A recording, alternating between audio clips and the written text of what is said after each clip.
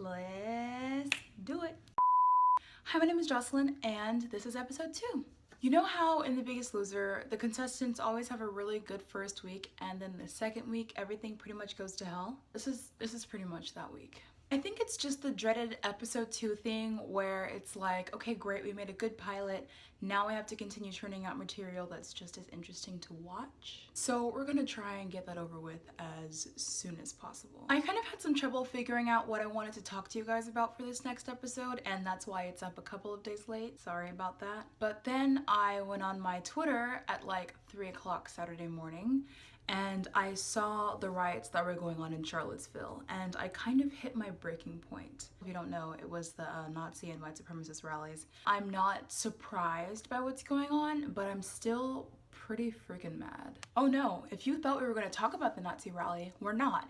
We're going to talk about my anger. The Nazis just catalyzed it, and so did like every other aspect of white supremacy, but anyway, so today we are going to be doing a fun skincare activity. Skincare routine, yay! So my skincare routine currently only consists of 3 products. 2 of them are affordable, 1 of them is much more high-end. I've been using this routine for 3 or so months and it's been doing really nice things for my skin, and so I just wanted to go ahead and share that with y'all. I feel like my voice sounds a little deeper in this episode compared to the last one. Also, don't mind my hair. She's going through it right now, as am I. The first product that I want to talk to you guys about is the Garnier Skin Active Micellar Water. This is the all-in-one cleansing and makeup remover, and it's for all skin types, even sensitive skin. You can get this at like any drugstore, like let's see, H-E-B for those who live in Texas, Walmart, Target, Kroger, I guess, whatever, wherever you go. And you're supposed to use it by saturating a cotton pad. Use it to remove your makeup, and you can also use it to, you know, like cleanse your skin. And so that's how I use it personally. They do have a version of this that comes in a blue package and it's waterproof, so it's good for taking off like waterproof mascaras and eyeliners. It does come in 2 sizes. This is the 13.5 fluid ounce size, and then it comes in more of a travel size container. And this runs for about $6 to $8.99. But yeah, I really like it, so we're going to be using that today. This next product is from Pond's. It is their Clarant B3 Dark Spot Correcting Cream. It diminishes dark spots and evens your skin tone, and it's kind of like a lightweight moisturizer. I am not a huge fan of Pond's makeup remover, just like skincare products, because in the past when I used them, the scent, like the fragrance was so heavy that it ultimately like made me sneeze. It was really difficult to use, and I originally just used their basic cold cream, and it was too much, and so I had to stop using it. But I was given this product and I tried it out, and I ended up actually really liking it, and it actually has done the things that it said it was supposed to do, which is, you know, correct dark spots and like change those kinds of things for me, so that's really nice. The next product is the expensive product. This is the Clinique Repair Uplifting Firming Cream Broad Spectrum SPF 15. I know, it's a really long name. Both of these products were given to me actually, so I don't know that I would have bought them had they not been given to me, and it's not sponsored, like a family member gave them to me out of the blue and was like, hey, try these, and I was like, okay. But this stuff is really expensive. It is for very dry to dry skin, but they also have, I think, 1 or 2 other versions that cater to more like normal skin and then like combination skin. But basically what this stuff does is it's an incredible moisturizer. It's quite thick. For me, it's quite thick. Put it all over your face, and it also serves as a sunscreen because it does have SPF 15 in it. So I started using this in the mornings after, or just like after I put on my cold cream, and it has been great, and it's been a wonderful way to keep my skin protected when I'm outside and in the sun, and it's been really great for keeping my skin moisturized throughout the day. This stuff runs for about, it's not cheap, $63.50. I was shook when I found out, okay, because I'm almost running out of this stuff, like I'm almost out, and I have to refill it, and I thought it was gonna be like 40 at the most. It doesn't say on the package how much is in here, but I'm pretty sure on the website it says 1.7 ounces, or just like 1 ounce of it. Oh, I forgot to mention, for the Pond's cold cream, this is 7 ounces, and I think this is also around $8. $8 or $9. So you can also pick this up at your local like drugstore, whatever you would find general like beauty and skincare products, you will find this. And without further ado, let's get started. So anger is a very interesting thing. It's one of the most demanding of our natural responses, because when you're angry, it's something that you want to deal with immediately, you know? Like anger is like an itch. You really want to scratch it as soon as you get it. And in the same way, anger is something that wants to be expressed so you can feel that resolve. Whenever I use this cream, I really try to get like every single part of my face. Make sure I get all of the dirt and stuff off of it. You can see how much dirt is there. That's a lot. I feel like it's showing up more on camera, but dude. So after I put on that, I like to put on this Pond's cold cream, and I'm just gonna take some out. This is what it looks like on the inside. You can't really see it. So expressing your anger sounds really nice, but then people end up ruining it for you. The Nazi white supremacist rally wasn't necessarily surprising, but again, it really did fill me with a lot of anger. My response wasn't to verbally say something personally, it was more through other people's words. So on the internet, I mostly just retweeted things that I saw that really resonated with me, things that were correct and things that made sense to me, that called out the rally and talked about how dehumanizing it was, talked about how these people are not isolated, but they're like right in the backyard. It's not a Southern problem, it's an American problem, that these people are our police officers, our politicians. They are people in a tremendous set of power. One of the reasons why I didn't respond verbally and personally is because I am just completely exhausted, like I'm tired. It's really difficult for me to respond with my own words in those situations, and it doesn't really happen often, even though I do feel things about it, because it's just a lot for me.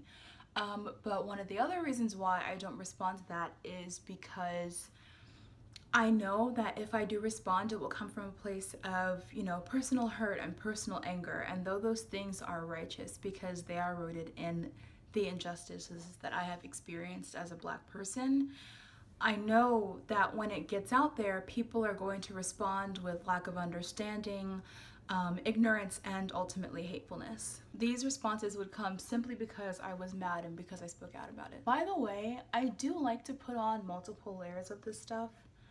Maybe just like 1 or 2 layers. Sometimes if my skin is especially dry, I put on another, like a third thin layer.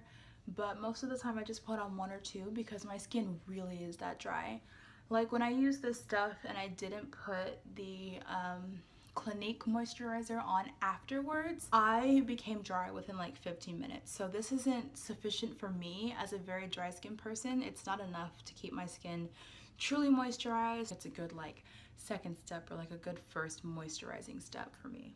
Everyone has had very specific backgrounds and experiences with anger in their life, and because I am a Black woman, they have been extremely specific for me. It is a truth universally acknowledged that no one really likes an angry Black woman. It's also a truth universally ignored that not many people besides Black women like Black women in general. But that's another story for another day. Angry Black women are seen as loud, brash, irrational creatures who have no concept of class or propriety. This wasn't just something that I saw in the media, it was something that I saw in my inner circles. It wasn't like overt or anything, but I got the very distinct impression that expressing your anger as a Black woman was something to be avoided, and it was something that no one wanted to deal with. Growing up, I was already focused on becoming the widest version of myself that I could be.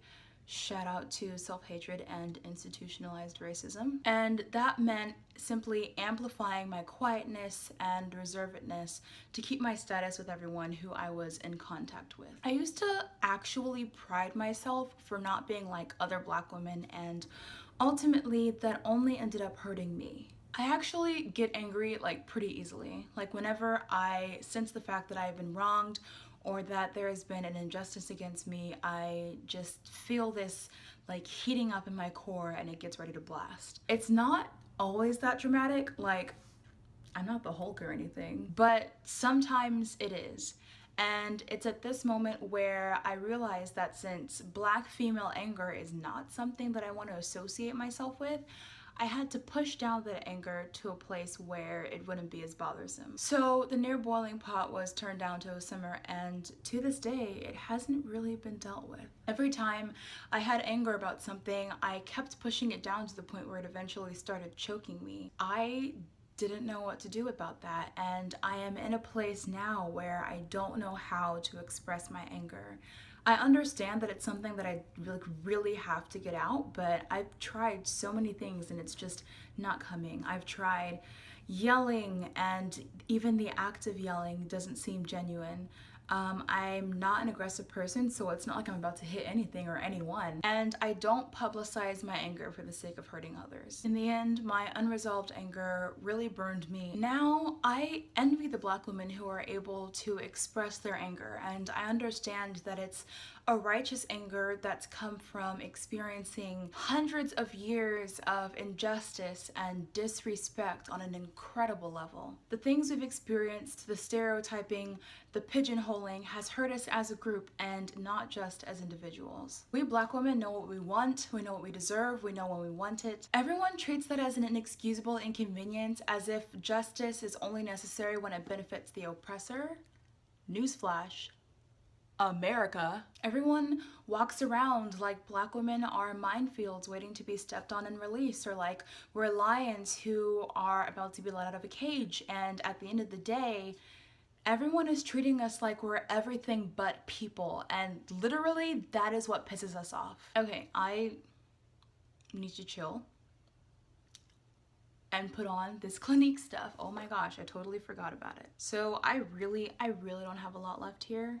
Like, as you can see, I mean, I have enough, but it's almost gone. So I just took out like low-key a dime-sized amount, and I'm gonna dot, dot, dot, dot, dot all over my face. There's more to this. Like, I'm not talking about petty anger or petty responses to it. I feel like white men and white women have been praised for their anger responses because when they feel that way, everyone stops and listens to them.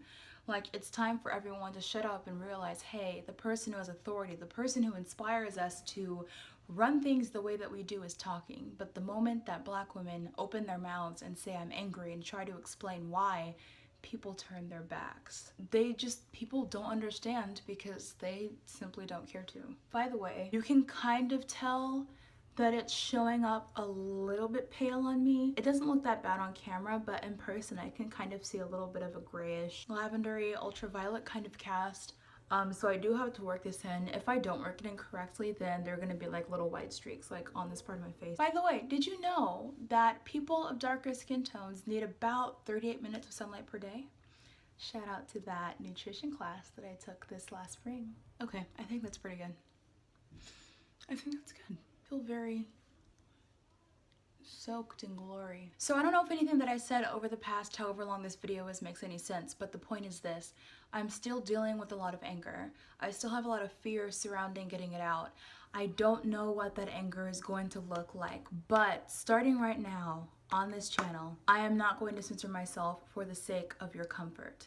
I am going to express myself, I'm going to express my anger, and I am going to speak out on the injustices that I've experienced, the way that I see them, to help myself and to also help the other people, the other Black women who experience it too. The oppressors can try to bite. I am just upping the ante.